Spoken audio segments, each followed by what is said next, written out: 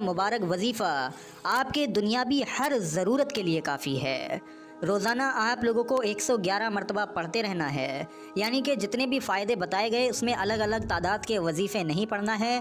اس وظیفے کی تعداد صرف ایک ہی رکھی گئی ہے اور وہ ہے 111 مرتبہ روزانہ۔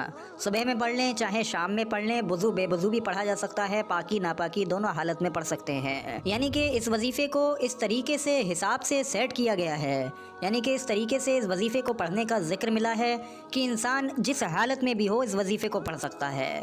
مان لیا دکان پر بیٹھا ہے تو دکان پر بیٹھے بیٹھے اس وظیفے کو پڑھ سکتا ہے، اور آپ لوگ کہیں پر جا رہے ہیں، راستے میں ہیں، سفر میں بھی اس وظیفے کو پڑھ سکتے ہیں۔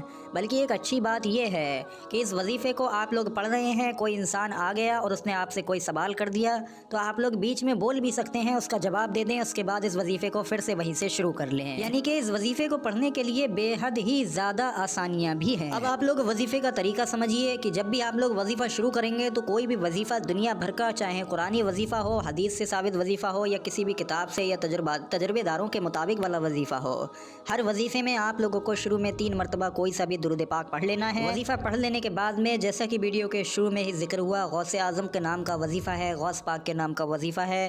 اس مبارک وظیفے میں آپ لوگوں کو یہ کلمات پڑھنے ہیں، یہ نام مبارک آپ لوگوں کو پڑھنا ہوگا۔ یا شیخ عبد القادر جیلانی شیئا للہ، یا شیخ عبد القادر جیلانی شیئا للہ، یا شیخ عبد القادر جیلانی شیئا للہ۔ 111 مرتبہ آپ لوگ اس مبارک نام کو پڑھیں۔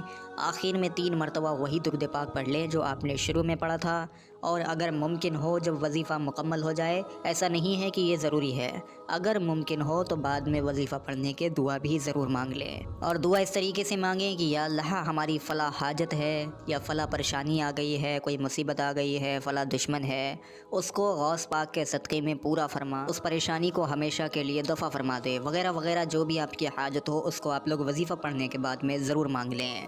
روزانہ آپ لوگوں کو 111 مرتبہ اس مبارک نام کو پڑھتے رہنا ہے، اور اگر آپ لوگ اس وظیفے کو روزانہ پڑھتے رہیں تو میں دعوے کے ساتھ میں کہتا ہوں زندگی آپ کی خوشحال ہو جائے گی۔ تو امید کرتے ہیں یہ ویڈیو آپ سبھی لوگوں کو سمجھ آیا ہوگا۔